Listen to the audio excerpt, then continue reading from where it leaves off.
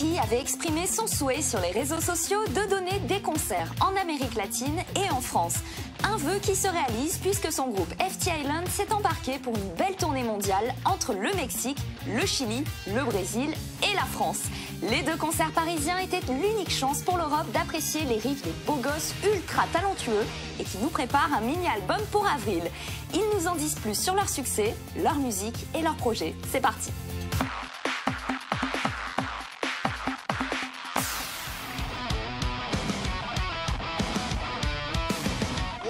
J1, we are FTLA. FT Island ou Five Treasure Island pour les intimes, c'est une véritable mine d'or. Avec leur rock sensible à la fois romantique et puissant, les 5 jeunes et beaux coréens ont trouvé la formule magique. Pas étonnant qu'ils aient ravi le cœur de milliers de fans à travers le monde. C'est vrai que nos chansons parlent très souvent de relations, de sentiments et aussi de ruptures amoureuses. Mais c'est aussi parce que l'on sait que le public coréen adore ce genre de texte. C'est un peu la même chose que pour les dramas, c'est ce genre de musique qui marche là-bas.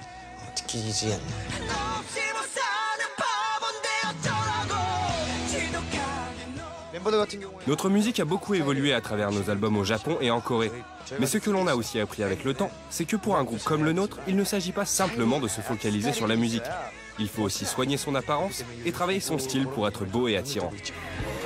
L'aventure FT Island a démarré en 2007. Avec le single Love Sick, le groupe de la FNC est directement propulsé sur le devant de la scène coréenne. Une popularité soudaine et pas forcément facile à gérer pour les jeunes musiciens.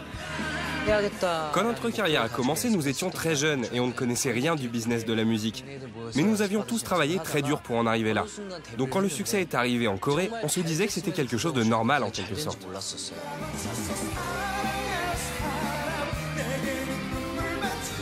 C'est seulement lorsqu'on a entamé notre carrière japonaise et qu'il a quasiment fallu recommencer à zéro que nous avons réalisé à quel point nous avions eu une chance exceptionnelle. Ça n'a pas toujours été facile, mais ça nous a encore plus motivés pour faire de bonnes chansons et donner notre maximum. L'abordage du marché nippon a été un vrai challenge pour FT Island, mais aussi leur plus belle réussite. En s'adaptant à un public nippon plus familier du rock que son voisin coréen, la formation a prouvé qu'elle n'était pas juste un groupe de K-pop parmi tant d'autres. On est très différents des groupes de K-pop dance, même si on admire beaucoup ce qu'ils font sur scène et réciproquement. Même au sein de notre label, il n'y a peut-être bien que CN Blue qui se rapproche vraiment de ce que l'on fait. Je pense que si on devait définir notre place dans le business de la musique, il faudrait nous ranger dans une voie alternative, une sorte de mélange au milieu de tout ça. En tout cas, c'est comme ça que nous voyons les choses, et c'est dans cette direction que l'on veut continuer à creuser dans le futur. À mi-chemin entre le groupe de rock et le boys band, FT Island est un habile et efficace mélange des genres. Après 7 ans d'existence, les garçons ont déjà écumé le business de la K-pop et de la J-pop. Qui sait quelle nouvelle pépite il leur reste encore à découvrir.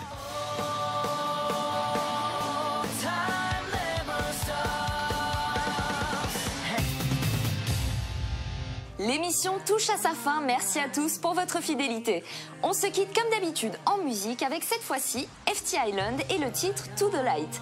N'hésitez pas à réagir à cette émission via le hashtag NewsOuShow.